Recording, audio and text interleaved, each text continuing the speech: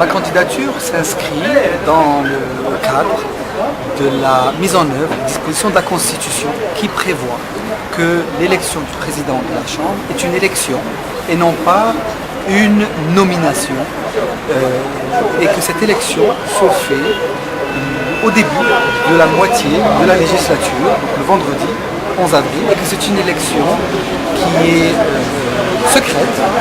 c'est-à-dire que c'est un bulletin secret, et que ces dispositions législatives sont faites pour protéger l'indépendance du Parlement de l'action du gouvernement. Il est normal que le gouvernement et sa majorité aient un candidat, mais il n'est pas normal que ce candidat soit présenté comme vainqueur d'avance.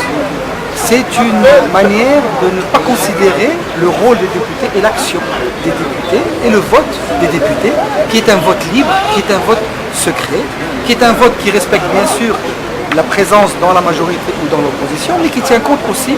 des autres critères, notamment la présentation de ma candidature, qui se veut être la candidature du Parlement, la candidature de la défense de l'autonomie du Parlement par rapport au gouvernement, la défense de la dignité des parlementaires qui respectent bien sûr leur ligne politique, mais qui ont aussi leur mot à dire. Et il y a aussi ici bien sûr une candidature au sens de la défense de la présence de l'opposition qui se doit d'avoir un candidat et qui se doit de faire cette bagarre démocratique qui est une bagarre noble, et les équilibres majorité-opposition sont essentiels dans tout équilibre démocratique. Enfin, j'ai un bilan à la tête de cette institution, un projet qui est le plan stratégique de développement d'action de la Chambre des représentants. Un certain nombre de résultats ont été mis en œuvre au cours de cette période, la réforme de la séance des questions, la stabilisation des règles de réception du chef du gouvernement et des questionnements du chef du gouvernement, la création d'une nouvelle commission extrêmement importante de contrôle de la dépense publique. Et il y a